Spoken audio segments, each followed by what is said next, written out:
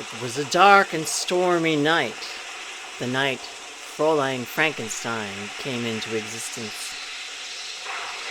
Let's hear her story. Chapter 1. Birth Pains. I was born in horror, my first speech a scream. Consciousness came as I convulsed upon a slab, thick leather straps binding me to a plank of wood as iron manacles funneled lightning into my body and brain. I shrieked in birth agony, as if mother and child in one, and the strangeness of my own voice frightened me. Through a thin veil of gauze over my eyes, I could see the blue fire of electricity flare around me. Then everything went dark. My fingers and feet tingled, either from the residue of static or from the blood that began to course through my extremities. My throat raw, I gasped and hiccuped, unused to the chore of breathing. I heard the scuffing of footsteps and felt brusque hands tear open the rough smock that covered my chest.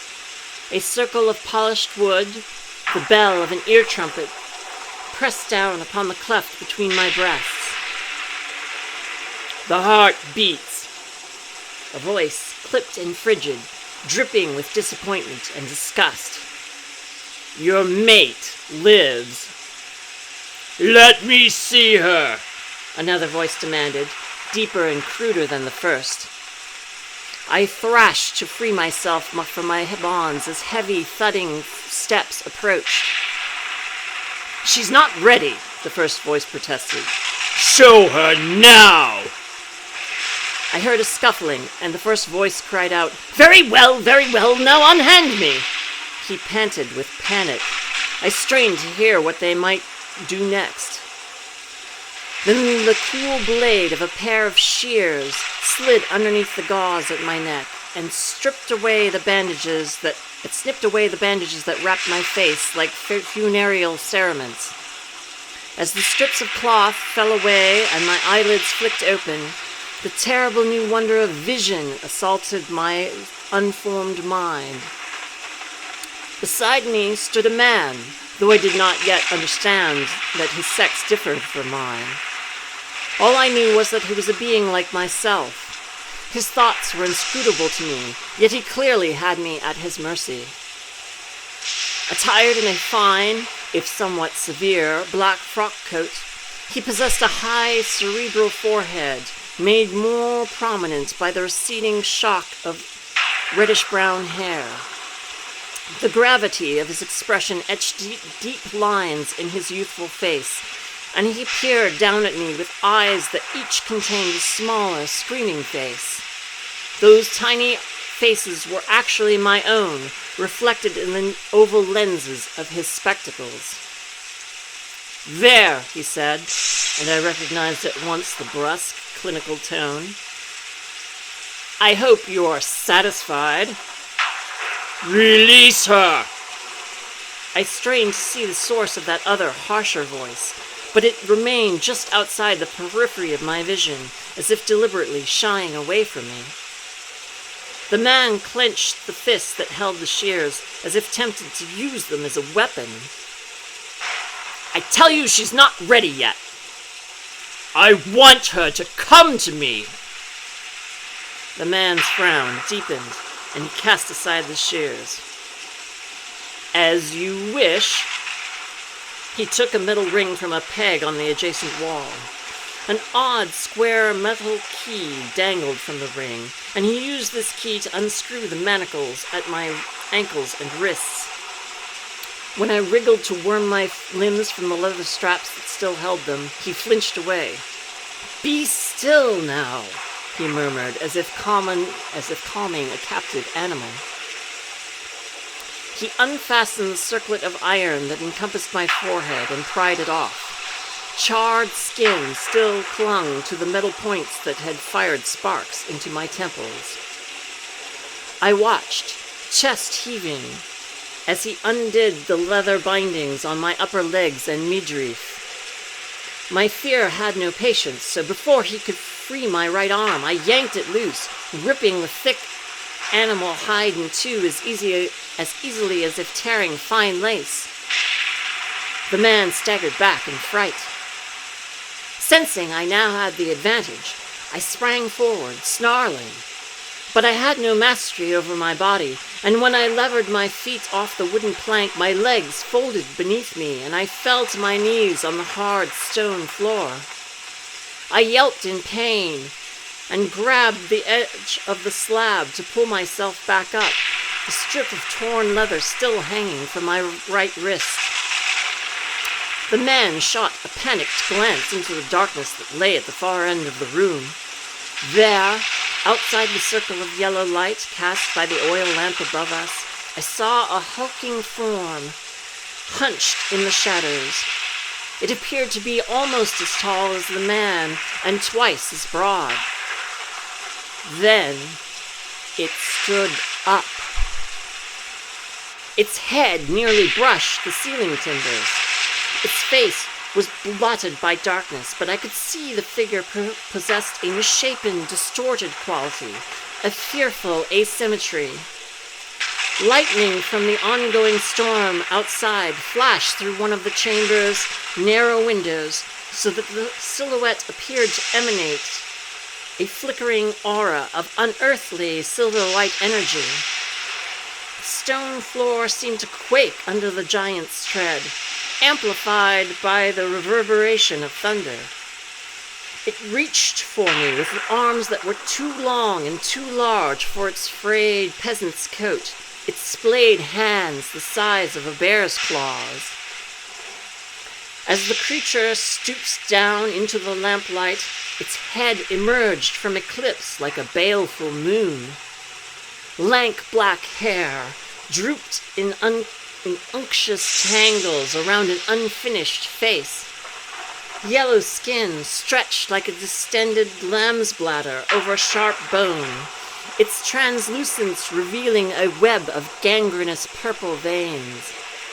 It leered at me, black pupils in jaundiced eyes, and bared tarnished teeth in the crooked semblance of a smile.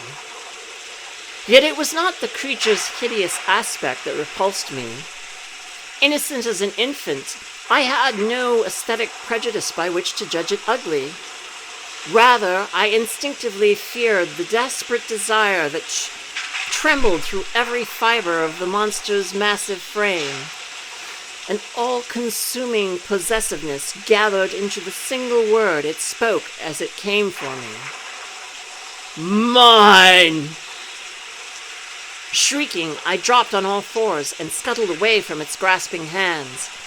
To my surprise, the thing did not attempt to seize me, but instead retreated into the dark end of the chamber as though I had frightened it. It wrapped its arms over its head in abject shame and wailed, "Damn you, Frankenstein! You made her pretty!" The well-dressed man regarded me with scorn. "That is easily fixed."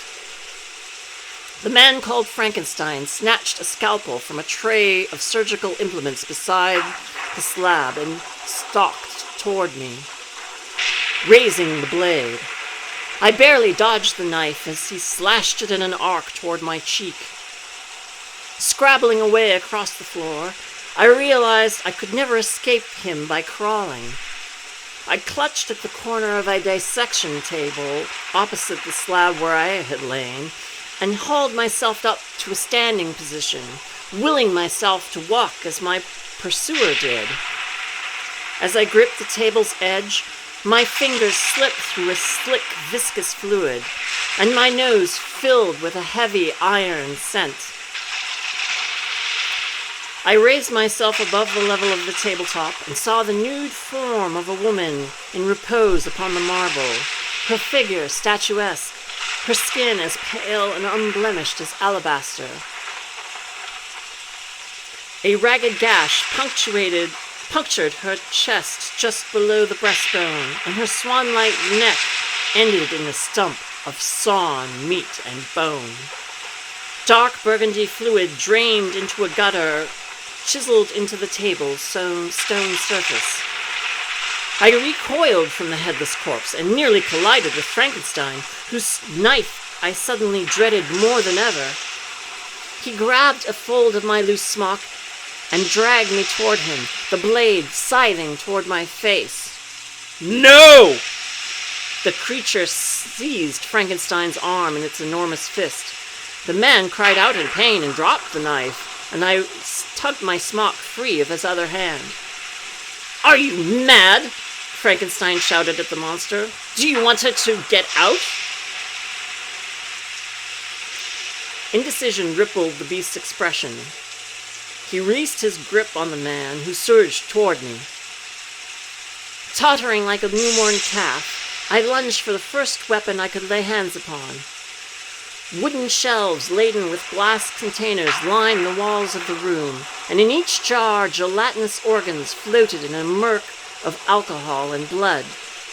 I hurled these flasks at my pursuer, and a stink like pickled pig's feet erupted as the jars burst and splashed entrails on the floor. The lid of one container came off in midair, showering Frankenstein with plasma solution as 2 raw kidneys stained his waistcoat. While he wiped the scum from his spectacles and spat dripping blood, I frantically pawed the perimeter of the square chamber, seeking an exit.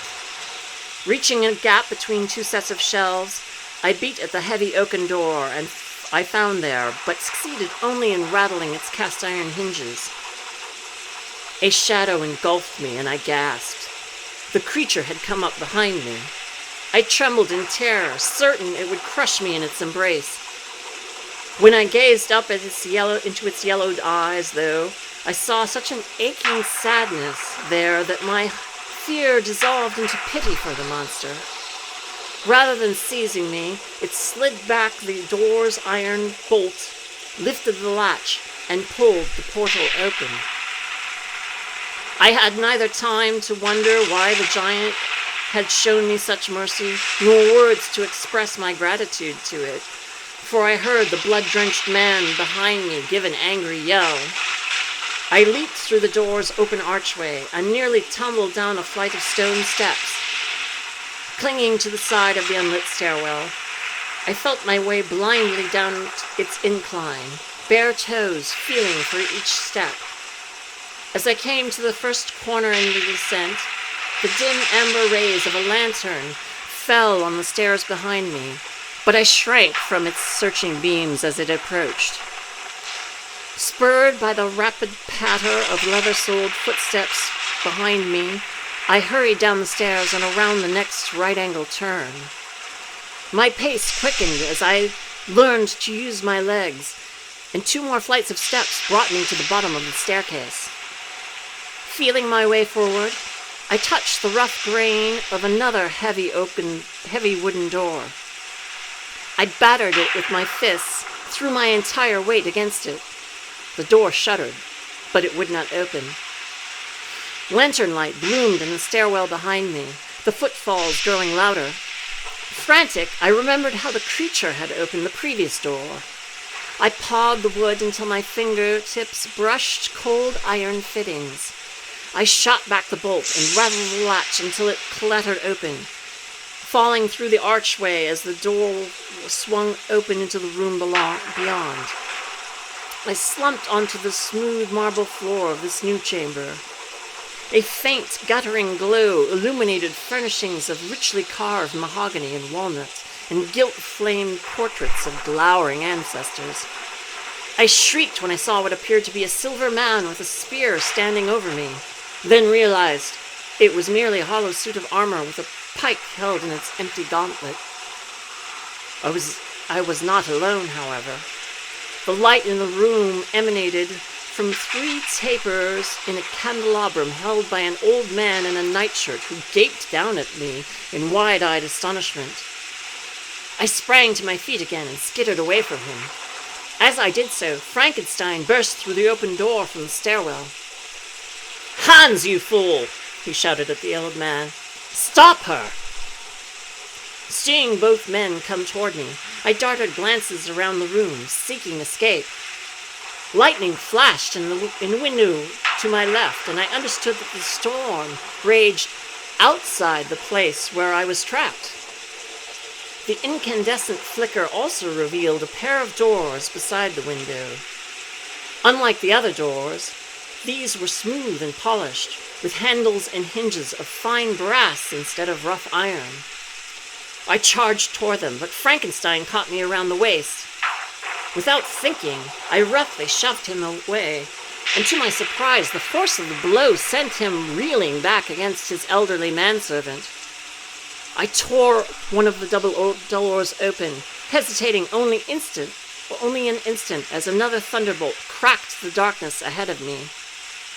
Then I dashed out into the night, preferring to take my chances with the storm and the unknown world beyond. And that is how the adventures of Fräulein Frankenstein began.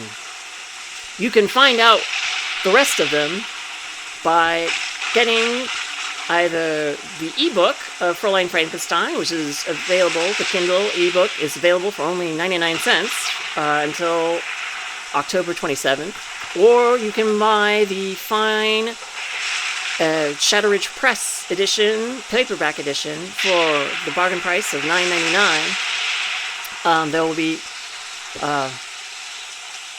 links below this video, and I hope you'll check them out. And until we meet again, happy Halloween!